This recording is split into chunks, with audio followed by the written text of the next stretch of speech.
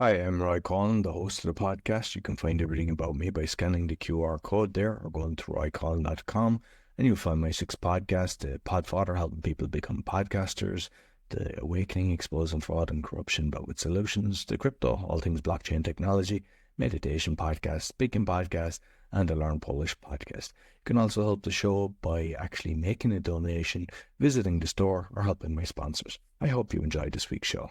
Welcome to the Speaking Podcast. You can find all our episodes on speakingpodcast.com. My guest today, from Kentucky, USA. In her own words, she's ridiculously happy wife after 30 years of marriage. That's something I've rarely, if ever heard. She is passionate about helping women rewind their relationships back to the fun and romance of dating, with or without their husband's efforts. That's an interesting one. So please welcome Cristie Cerniglia. You. I'm so happy to be here.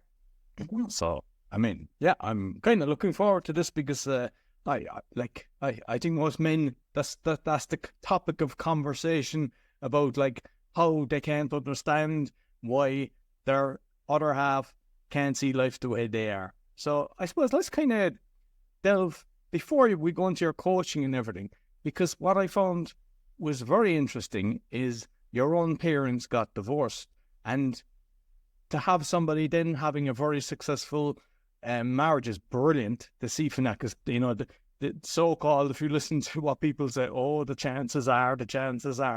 So maybe just tell us what you witnessed yourself and then how you got into all this. Mm-hmm. Yeah, that's a great question. And the truth is, I witnessed a very happy marriage growing up.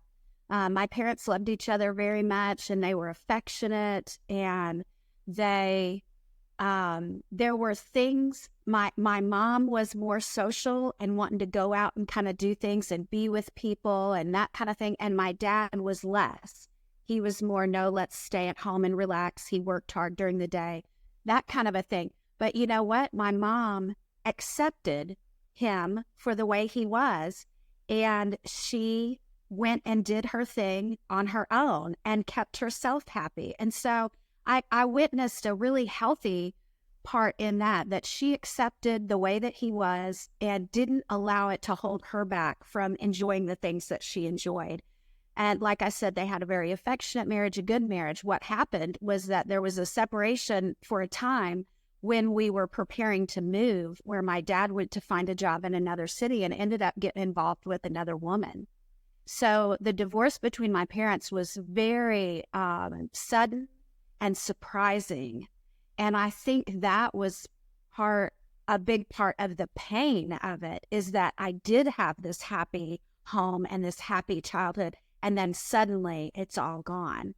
And so in my, that I was 17 when they divorced. So through college, I'm telling anybody that will listen, I'm never getting married. Are you kidding? So that I can be married for 20 some years and then he leaves me for another woman, forget about it, right? And so when I met my husband and told my mom, I think he's the one, I think we're going to get married, she was shocked. She said, I thought you weren't going to get married.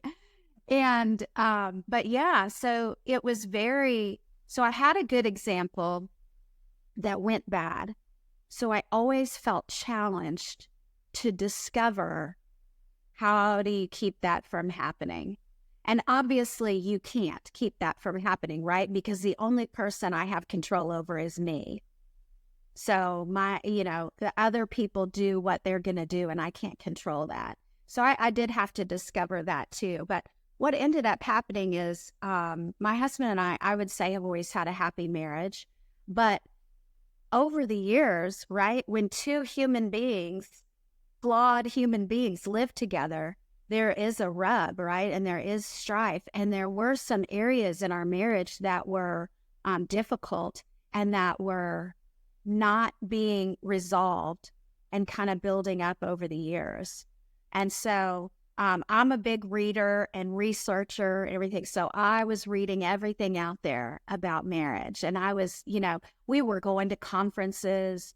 We went to marriage counseling. We did it all. And nothing was really getting us where we wanted to go. And marriage counseling, I don't know if anybody else has had this experience, but it's like, let's go somewhere. Let's sit down and complain about each other for a full hour and then see how that ride home goes. Right? It's terrible. I don't think anybody ever got happier by complaining about their spouse for an hour. Because I think a lot of them, it's kind of like they're hoping that the therapist, counselor, or whatever, sides with them and goes, yeah, they're wrong and you're right. And both sides are actually looking for that, which is throwing, I call it washing your laundry in public. Because sometimes you kind of keep things to yourselves and you don't need to be doing this. Yeah. Yeah, exactly. So most of the women who come to see me, they have the he syndrome. And that means they're saying, well, he needs to do this. And if he would do that, and he needs to change and all those things, right? Because that's how we are as human beings. We think, I'm doing really well. If the other person would make some changes, we could be really happy.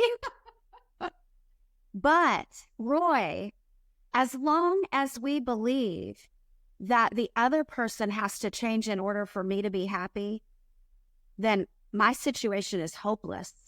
Right? Because I can't change my husband. So if I'm waiting for him to change in order for me to be happy, I'm stuck. It's a very hopeless victim place to be. And so I was so happy when I came across this book, The Empowered Wife by Laura Doyle. And I began to read this book. It was about 3 years ago. And it made such a difference for me. It felt like she'd been reading my mail. You know what I mean? The things that were in there were what I was experiencing, but they were blind spots to me. I had no idea the things that I was doing that was impacting my husband negatively, and that there was so much within my power that I could change to make our marriage beautiful again. Excellent. I mean, what I've seen with a lot of relationships, and it can happen on both sides, but from my experience, I've seen it happen more the women doing it, whereas they cut the friends out first. They don't want the husband or the boyfriend to have the friends. They want to be around them all the time. Then they try to change and mold them into a certain way, and then they hate that person that they've just created. And, the man trying to keep things calm just wants to please. They're madly in love with them. They start doing everything. And then the woman hates him for the person that they have just created. Oh my goodness. I think you're exactly right. And we don't even realize that we're doing it. Yeah. Because the man becomes less manly. He becomes less of a leader and a decision maker. And then the woman loses respect for him. In my experience, the man needs to show up with his masculinity turned up high. And that doesn't mean that he's a monster. That doesn't mean that he's angry and pushy and overbearing. No. But he needs to show up with his masculinity high. And the woman needs to show up with her femininity on high. And then they are attracted and pulled together in a magnetic way, right?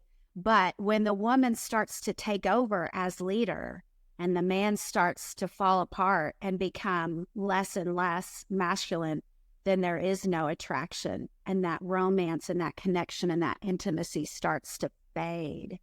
And then they find themselves in the situation that so many couples are in today, where they're unhappy and they're arguing and there's cold wars and people aren't speaking and there's no attraction and there's no pull. And I mean, there's always, the men are always complaining about the women are always about the men. But I see it's on both sides, because I see some men, they think it's okay to go play 3 games of golf a week. They come back from work, they put on the football game and everything. And that's not right either. Or, I think the roles have actually changed regarding children. Because when I grew up, I'm 72, I was born in 72. And when I grew up, it was always the mothers were, at home looking after the kids and everything. The fathers came back, then the fathers went to the pub, and that was kind of the norm. And now I see the roles reversing, that the women are the ones going off to the pub and gallivanting, and the men are taking more of a role with the kids, when in reality it should be mutual and both of them actually helping each other. Mm-hmm.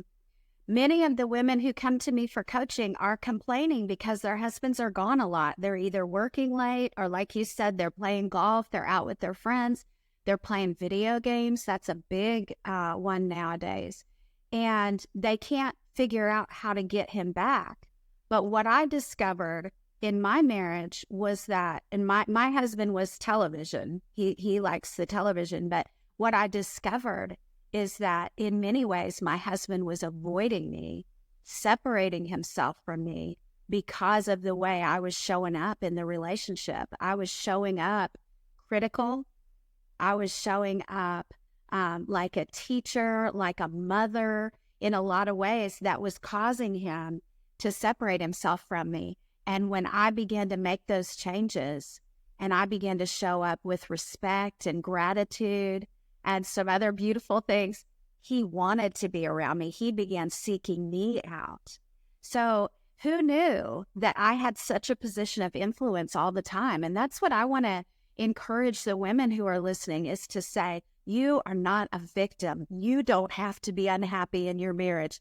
Regardless of what he's doing, you can make yourself happy and become so magnetic that you draw him back to yourself. When I show up as my best self, my husband responds to me in a beautiful way, and it really turns back the hands of time, and it starts to feel like when we were dating again.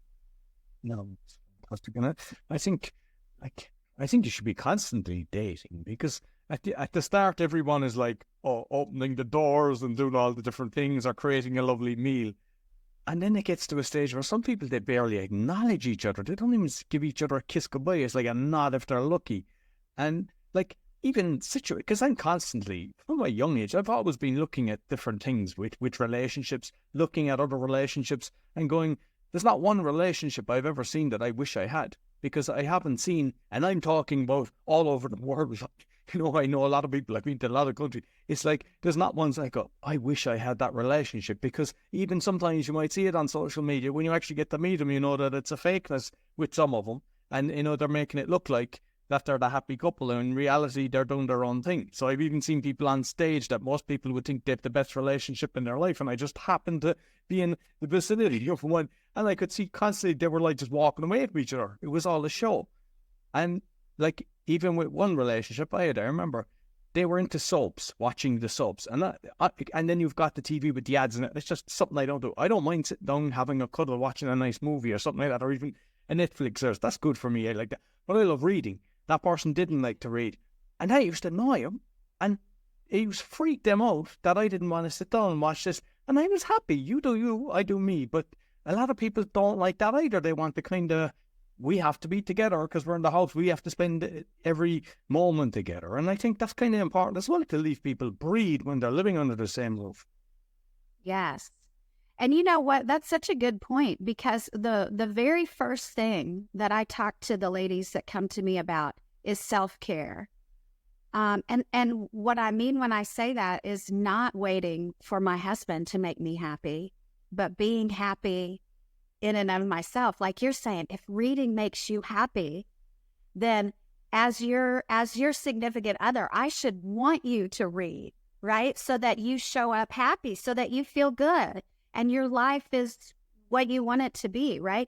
So I encourage ladies to make a list of 20 things that make them happy.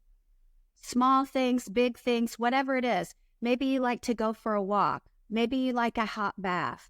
Maybe you like to go to the gym. Maybe you like to read a book, listen to a podcast, watch a show, go to the library. Whatever it is, make a list of 20 things that make you happy, so that when you feel yourself starting to slip into a bad mood, which we all do from time to time, right?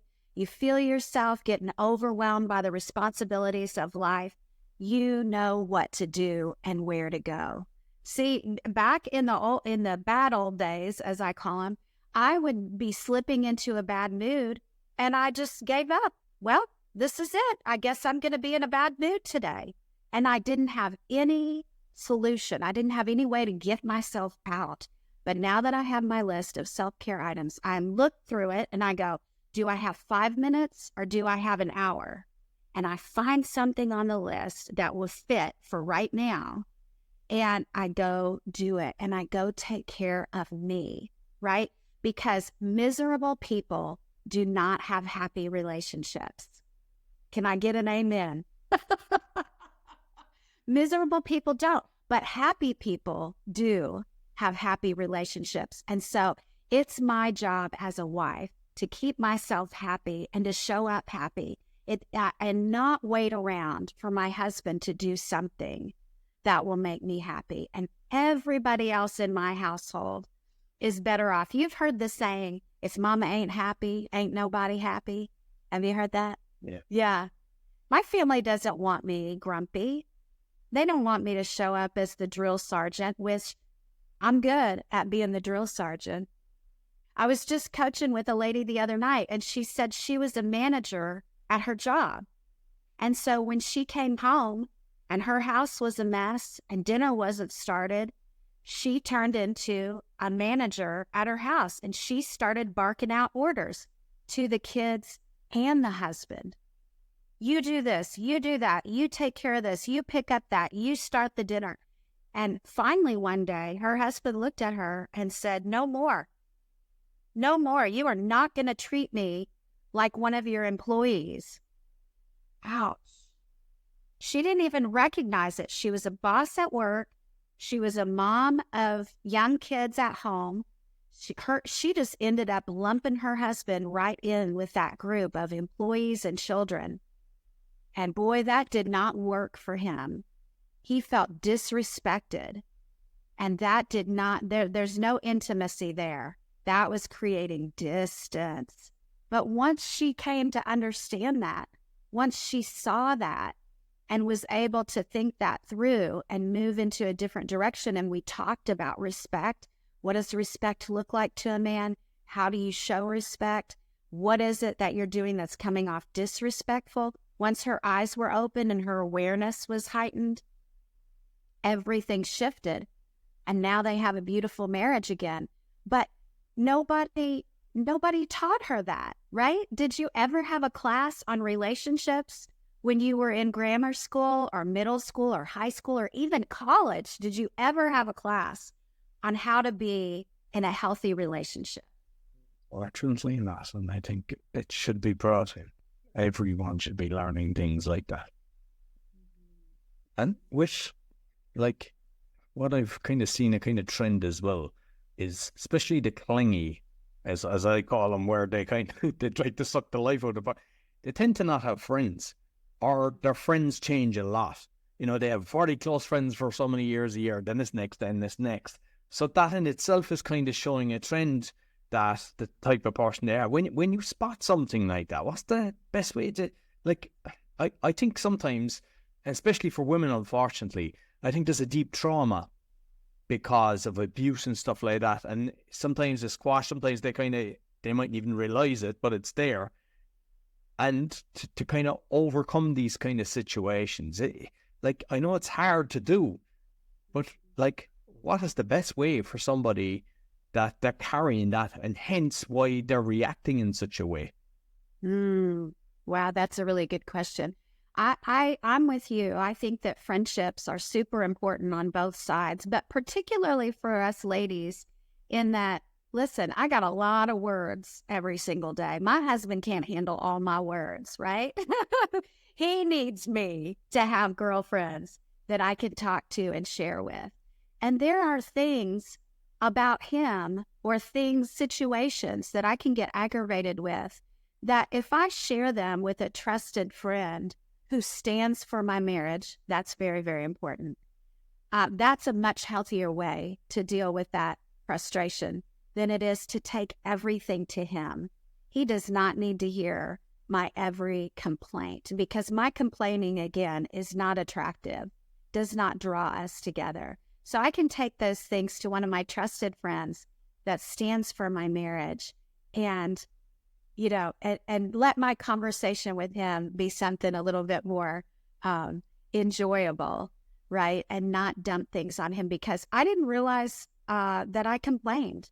But I complained quite a bit about things that I didn't understand felt like complaining and disrespect to him, but I had no idea. So I would say, it's too cold in here. What is this heater not working? And I'd go and mess with the thermostat or whatever.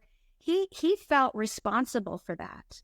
And that was a complaint against him because that was his department, right? His domain, the heating and air. And he wasn't taking good care of me. And you know, one of the things that I discovered through my training to become a relationship coach that I never knew before is that my husband wants me to be happy, right? All husbands, they want their wives to be happy. When a husband's wife is happy, he feels successful. I've done it. She's happy. I'm good enough. When she is unhappy, he is frustrated and upset. He feels like, I've done this, I've done this, I've done this, I've done this, and she's still not happy. And eventually he gives up and says, this woman is not pleasable.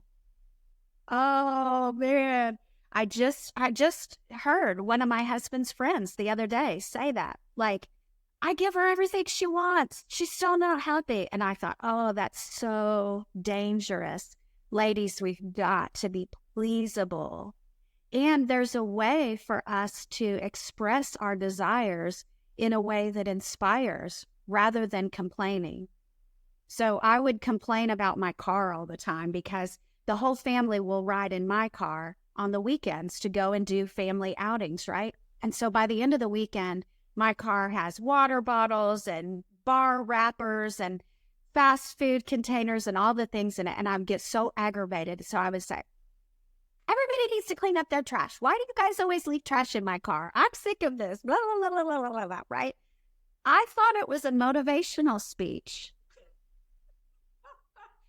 Come to find out, it was just complaining, and all they heard was wah, wah, wah, and everybody just wanted to get away from me, right? But when I learned the skill of expressing my desire in a way that inspired, I found out that all I had to say was, I would love to have a clean car. And do you know what my husband said? I'll take it and get it cleaned today. He just stepped right up because he wants me to be happy. And I had just given him information about how to make me happy. So he took it right over there and had it all cleaned up. But do you know what I did when he got home, Roy?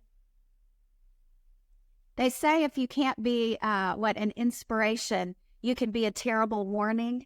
So I'm going to be the terrible warning now for the ladies out there. When he came home with the car after having it cleaned, I proceeded to open up the door and start finding things that they missed when they vacuumed the carpet. And I began to start wiping off things on the door that they didn't get.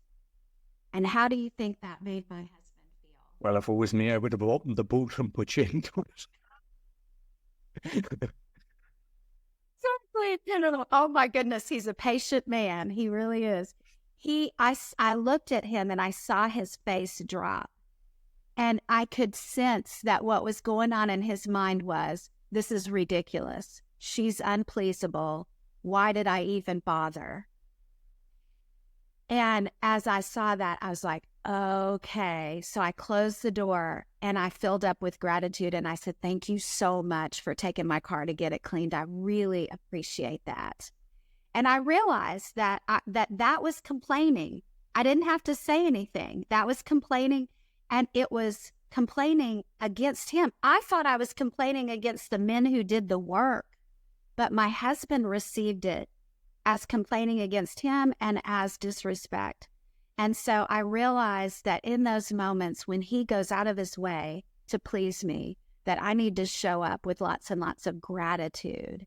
And so I've learned to do that. And, you know, over time, it takes time to form a new habit, right? We've been married almost 30 years. We'll celebrate 30 years in May. And I've been doing things the wrong way for a very long time. So it takes time to make these skills into new habits. But that's what I'm doing. And it's turning our relationship around. And the best news is it doesn't only work with my husband. It works with my kids. It works with my teenagers. It works with my adult children. Works with my mom. Works with people in the grocery store. These skills work in relationships, and that's what I love about them. So one of the I suppose this is the $1 million question, because a lot of times the woman brings a situation but just needs a listening ear, and the man in us gives the solution, but you don't want the solution, and then you eat our heads for giving a solution when all you wanted us to listen. How do people know? Yeah, it's so true. And I think that's part of what I've learned through all this, is that men don't know what it's like to be a woman. They don't know what it feels like. They don't know what feels good and what hurts our feelings. And we're the same way. I don't know what it's like to be a man and a husband. And I didn't know how to speak his language. And I didn't know how to show him respect. I thought that I respected him, but turns out many of the things I was doing and saying were hitting him disrespectfully. So it's really just about awareness. It really is about awareness. And then it's about communicating and knowing how to say to my spouse, hey, I have something I want to share with you. Will you just listen? And kind of telling him, I would love for you to just listen to this. And you don't even have to solve it. I just want your ear. And so being able to communicate what it is that I want in that moment is really important. And this Laura Doyle, because I think you got your coaching then from Laura Doyle, was it? Yeah. So I hired a coach. After I read the book, I hired a coach because the book gave me the framework, but I really wanted to know specifically, okay, how do I apply that here in my challenge, the thing that I'm going through?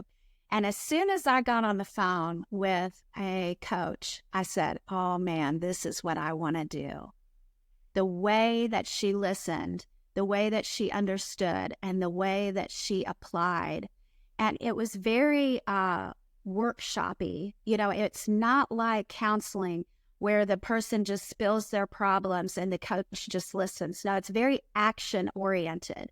So there's a listening portion, but then there's an action. Like, how do we want to do it different next time? Moving forward, how do you want to show up? And that's what I liked about it is, let's talk about change, right? Let's not dig back there. That's over and done with. Let's talk about what to do going forward. So I knew I wanted to be a coach. So I signed up. I took a year online of studying and classes and things to certify with Laura Doyle to be a certified relationship coach. And I only work with women because that's my experience, right? I'm a woman. I understand women, and I want to help women to repair and rewind their marriages, even if their husbands aren't involved. Because women will say, well, my husband won't go to counseling. Great, it's fine. We don't need him to do anything. We're just going to work on you. That's where your power is, right? You can change you. You can't do a thing with him, but he will respond to you differently when you show up different. When people one won't go, because I won't give names, but with me personally, with a relationship, I wanted it to work and they wouldn't go. I went myself and I was raw. I was saying everything. I was saying the bad things I was doing, and I was kind of told, no, it's not going to work.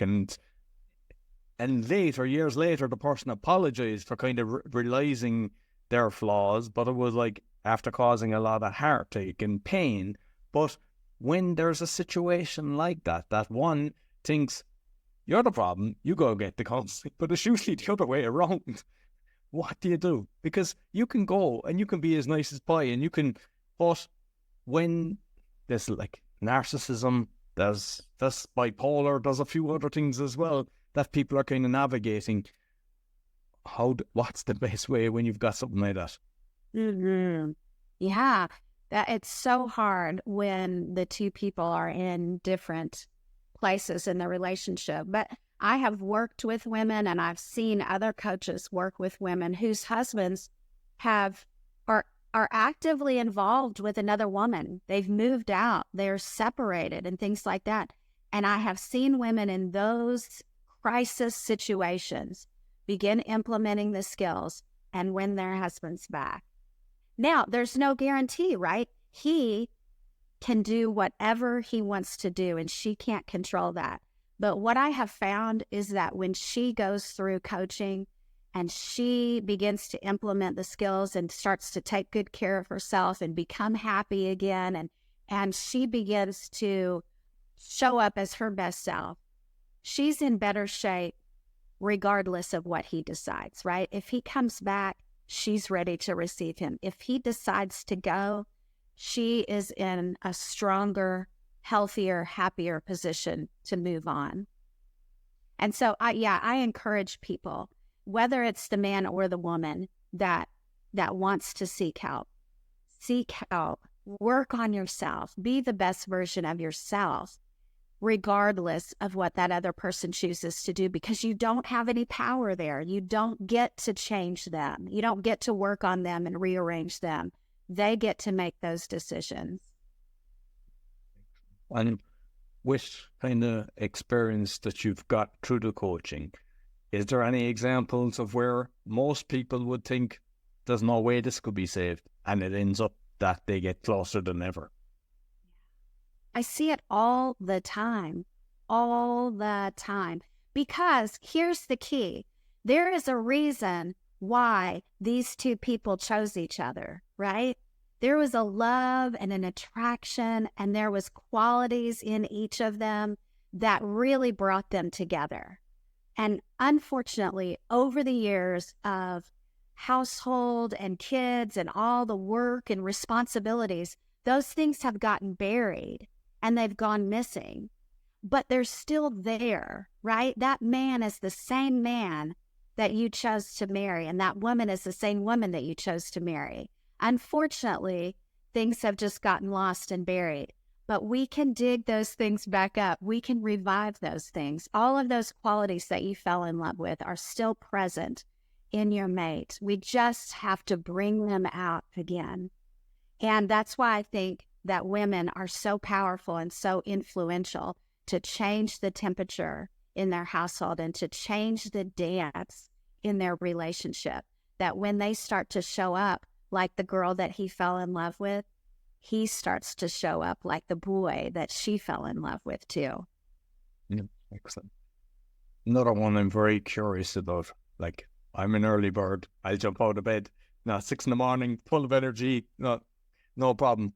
But sometimes people are opposite, and this works in both sexes, but sometimes you've got the night owl, which, they're crawling out of bed at 10 o'clock, and then they're trying to have the conversation at 12 in the night time when you just want to pull the blankets over your head. Can that work, or are you actually better off finding somebody that has kind of the same kind of clock as you? Yeah. Well, it sounds like that couple needs to have afternoon meetings.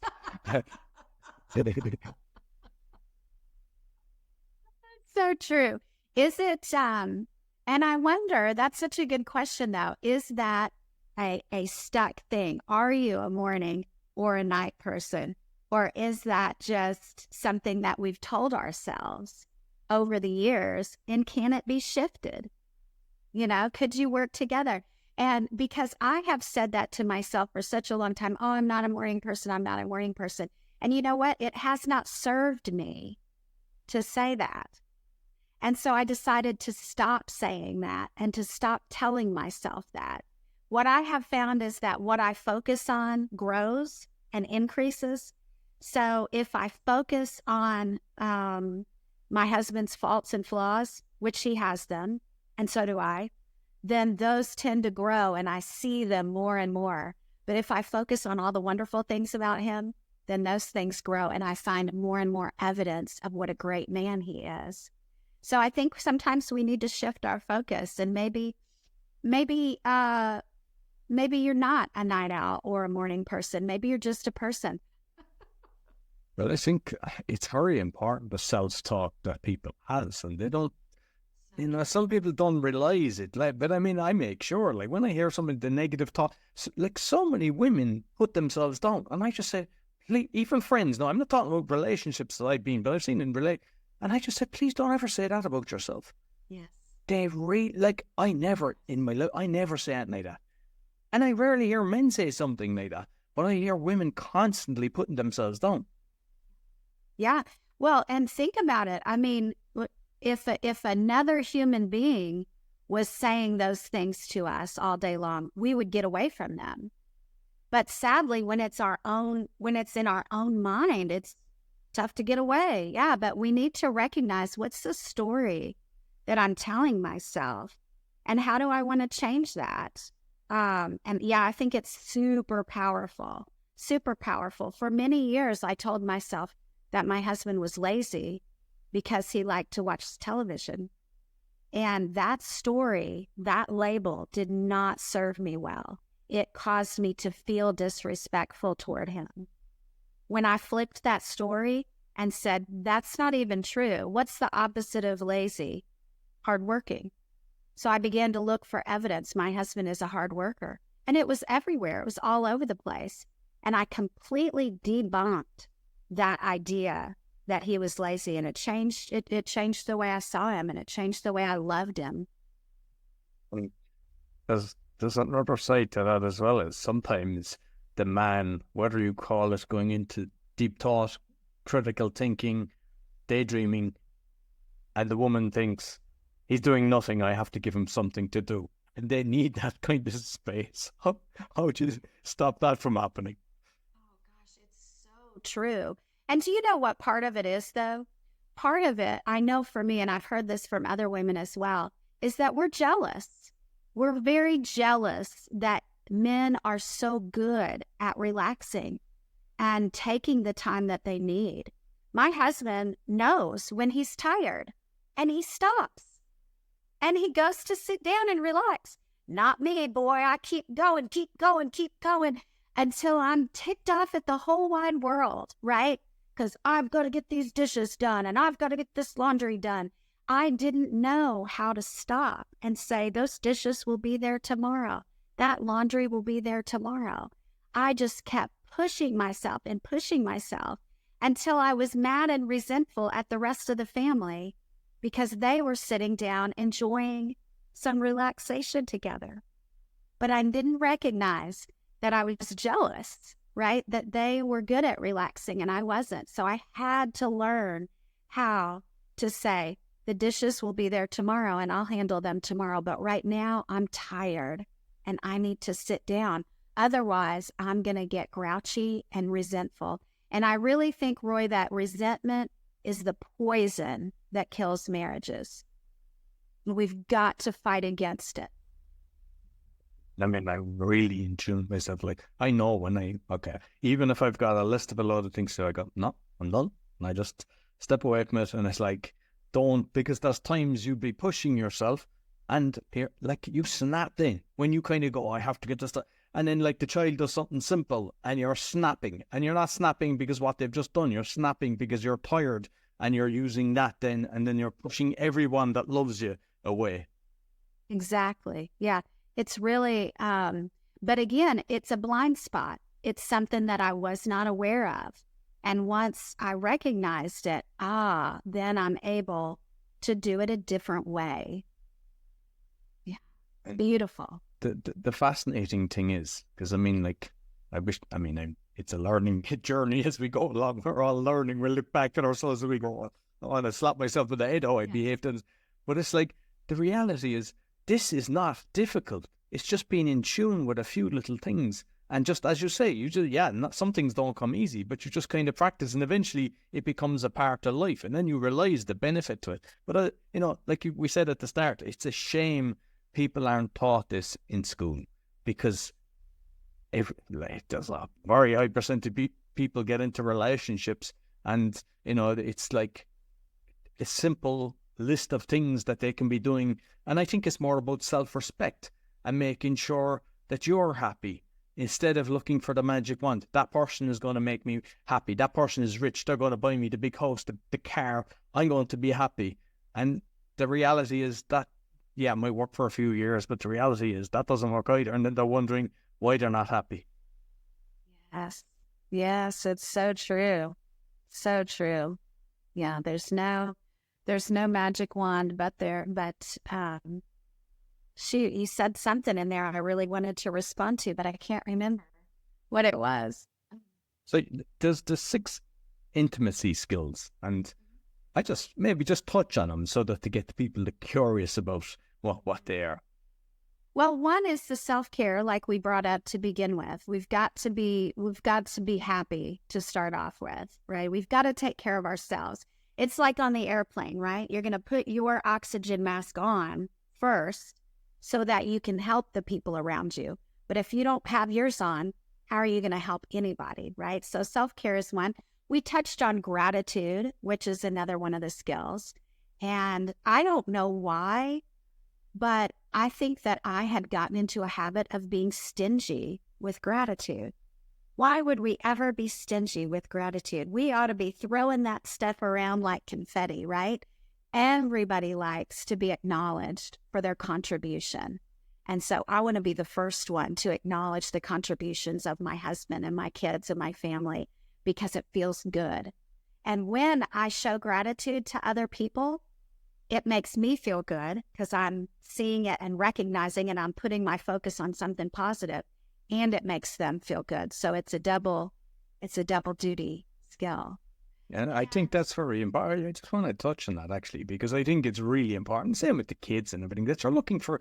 Because most of the times, even with the kids, their people are just pointing out all the bad things. They never say the good things, what they love, what they've done well, and why they appreciate so much and they love. And I mean, that's something that I've done. I've got a fantastic relationship with my youngest child based on just being aware of that. But one of the things on the opposite side of the spectrum, what I've seen a lot of, I've seen women when they go with each other. Oh, your dress is lovely. Oh, you're looking beautiful. Your hair is beautiful. That lady leaves, and they're all just reading her.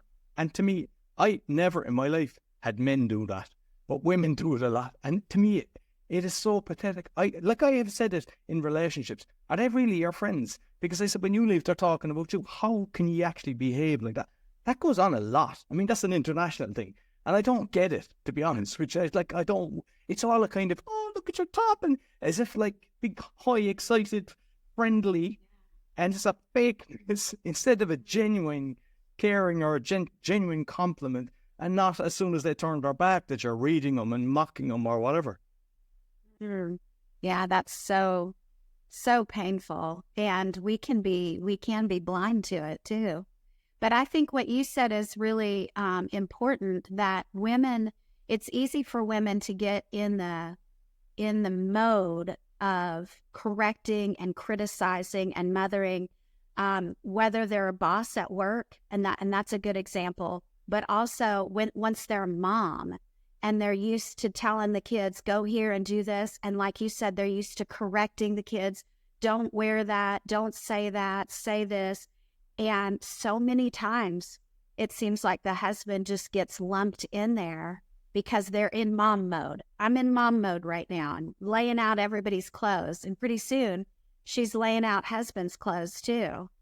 And it's like, he does not need me to pick out his clothes. He was getting dressed long before he met me. But I've seen it. I find it so strange that the woman picks the clothes or buys the clothes. And I'm like, what? I like, that's not me, but I see it so many times happening. Like, yeah. All of these things are things that we don't recognize, but they fall under control, and many times they fall under kind of a mothering category. And let's face it, ladies, men don't want to sleep with their mothers, so we need to stop showing up as a mother figure in their life and begin to be that girl of fun and light that he chose to date and propose to in the beginning. And that girl didn't pick out his clothes, and that girl didn't tell him where to park or how to drive or, what to say to his boss or any of those things. She didn't control him. She just hung out with him and enjoyed his company. I thoroughly enjoy this. And what I'd love is maybe perhaps in 3 months come back, and what I'll do is I'll do a poll and I'll ask people to send their questions, because the thing is, it's so many people get hurt in the carnage of a broken relationship, not just the children. But the worst thing is, what I hate is like when a relationship broke, you could be very close with even their parents or their friends and stuff, and the whole lot ends. And it didn't need to. There's times that, as you say, you had something beautiful at the start. So perhaps we can get the listeners to give us different things, and then you can answer, because like every single thing that you said is beautiful. And the main thing is that there's hope, that people can actually, don't throw in the towel. It's like if there was a lighter there, there was a spark, your heart skipped the beat, your hairs were standing on, you can get that back. Don't throw in the towel and just, sorry. Yes, I love that. And you're exactly right. There is hope. And if there's a woman listening who is beginning to feel hopeless, have her call me. I've got hope for her. I promise. I've got the hope that she needs right now. So you might let people know where they can find you, Cristie. Yeah. My website is relationshipswithamap.org. And then they can find me at Relationships with a Map on Facebook or Instagram too. Okay. I'll make sure I put the links both on the audio and the video. Thank you very much. And I look forward to having you back in a few months' time. That sounds great. Thank you. That's all for the Speaking Podcast. You'll find other episodes on speakingpodcast.com. Until next week, take care. So I hope you enjoyed this week's episode. As mentioned at the start, you can find my 6 podcasts on REKINDLE.com or scan the QR code if you're looking to start a podcast or do a podcasting tour, help with that. Also, if you're looking for a virtual assistant, we also have that service. And you can help the show by visiting the store, supporting our sponsors, or making a donation. Until next week, take care.